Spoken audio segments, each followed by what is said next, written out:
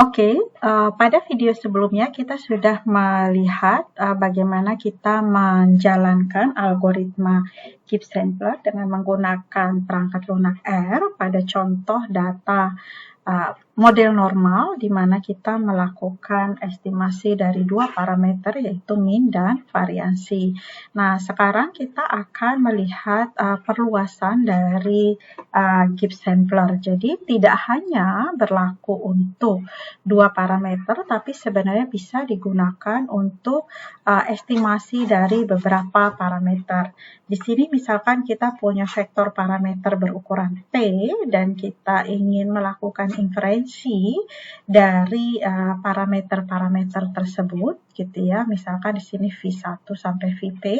Kalau pada contoh di video sebelumnya misalkan V1 ini adalah theta atau mu yaitu mean dari suatu distribusi normal dan V2-nya adalah satu pervariansi atau presisi dari suatu distribusi normal. Nah, ini kita punya V1 sampai Vp dan di sini kita punya yang nanti kita mungkin inferensinya bukan hanya mengetahui mengenai nilai V, tapi fungsi dari parameter tersebut. Oke. Nah, jadi secara umum seperti apa cara kerja Gibbs-Sampler? Sebenarnya sama saja, tetap kita harus ada suatu tebakan awal gitu ya, suatu input nilai awal dari V1 sampai Vp. Nah, mungkin pertanyaannya adalah bagaimana saya menetapkan nilai awal? Sebenarnya sembarang nilai saja tidak masalah gitu ya, karena nanti biasanya hasilnya akan menuju ke nilai yang sesungguhnya. Atau di sini misalkan ini kita lihat tadi misalkan yang dari video sebelumnya. Oh, di sini nggak dibuat ya. Oke. Nih, jadi tebakan awal kita taruh di sini, tapi kan pada iterasi berikutnya dia langsung karena diupdate gitu kan, dari nilai-nilai yang lainnya update dia langsung menuju ke nilai yang sesungguhnya. Jadi untuk tebakan awal itu bisa sembarang atau biasanya sih kita untuk gampangnya ambil aja dari properti dari sampel. Seperti contoh sebelumnya kita ambil dari mean sampel dan variasi dari sampel, data sampel. Jadi bagaimana cara kerja Gibbs sampling secara umum? Ya seperti ini. Atau kalau coba sedikit kita urak-urak.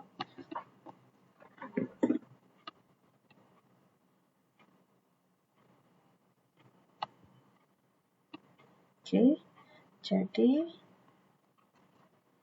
misalkan di sini kita punya vektor parameter. Di sini kita punya V yaitu V1 dan seterusnya sampai Vp. Tentunya untuk menggunakan Gibbs-Sampler kita punya full conditional distribution. Artinya kita punya distribusi marginal posterior dari V1 bersyarat V2 sampai Vp dan data. Kita punya conditional distribusi dari V2 bersyarat V1, V3 dan sampai Vp dan data, dan kita punya posterior marginal dari P bersyarat V1, V2 dan seterusnya, Vp-1 dan data. Oke, jadi di sini tentu kita perlu inisialisasi gitu ya. Initial value harus ada tebakan awalnya. Jadi misalkan kita sebut sebagai V0. Jadi V1 pada tahap 0 dan seterusnya sampai Vp tebakan awal kita seperti ini.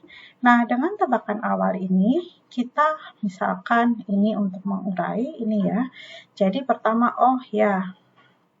artinya yang nilai-nilai ini kalau saya bisa update. Jadi di sini saya akan update V1. Bagaimana caranya? Saya akan minta sampel dari distribusi posterior marginal untuk si V1 bersyarat nilai yang ini, parameter yang lainnya diberikan. Diberikan dari mana? Ini dari tebakan awal kita. Jadi bersyarat V2 0, V3 0 dan seterusnya sampai Vp 0 dan data. Jadi dari sini kita dapat V1, tadi kita punya V1, 0, di sini kita punya V1 yang sudah terupdate, kita kasih simbol seperti ini. Kemudian dari situ kita update V2.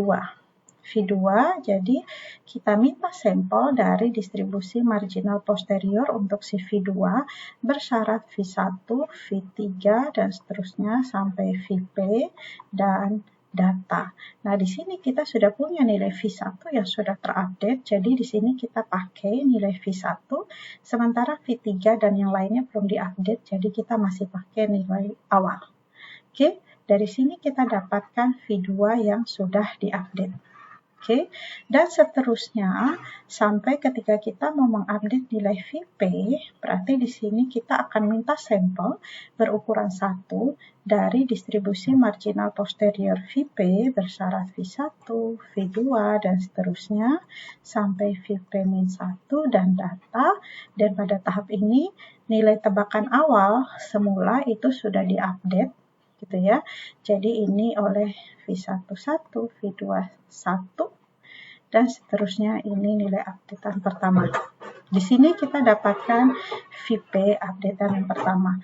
Sehingga ini adalah proses update pertama kali untuk seluruh parameter ini, sehingga di sini kita punya vektor parameter yang sudah terupdate, yaitu di sini adalah V1, V2, dan seterusnya sampai VP, yaitu nilai pada iterasi pertama. Oke, nah kemudian ulangi terus proses ini. Nilai dari ini sekarang kita masukkan ke sini, gitu ya. Untuk mengupdate V1, ini kita gunakan nilai ini. Jadi kita dapat V1 iterasi kedua. Kemudian nilai ini untuk mendapatkan updatean untuk V2, ini masukkan V1 yang sudah kita punya. Kemudian V31 dan seterusnya, di sini kita dapat ini. Dan seterusnya sampai di sini, oh oke, kita punya yang untuk iterasi kedua.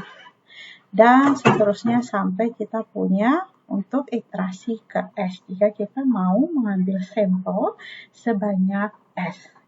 Nah, inilah sebenarnya inilah proses give sampler secara umum, tapi ingat syaratnya untuk kita bisa melakukan sampling dengan give sampler, syaratnya adalah kita bisa mendapatkan marginal posterior dari masing-masing parameter, dan kita harus memberikan nilai awal, tebakan awal untuk masing-masing parameter tersebut. Karena di sini kan cara kerjanya adalah dengan posterior bersyarat ya, atau ya conditional posterior. Nah, dari proses tadi kita juga lihat bahwa kalau kita kembali ke sini bahwa ketika kita mengupdate ini, oke, tadi kita misalkan untuk yang proses yang kedua, kita mengandalkan nilai dari proses yang terakhir. Walaupun misalkan kita punya di sini V10, V11, V12, kita hanya menggunakan nilai yang terakhir. Ibaratnya, oke, sekarang mana dia di sini. Jadi katakanlah ini kita punya nih sampai V, misalkan V yang ke K, ini kita punya V1, ya V1K, V2K, dan seterusnya sampai VPK, gitu ya. Nah, ketika kita mau mendapatkan V yang ke K plus 1, ini ketika kita misalkan mau mengupdate untuk V1-nya, V1. Kita ambil, kita minta dari distribusi posterior dari V1 bersyarat V2, V3, dan seterusnya sampai VP dan data.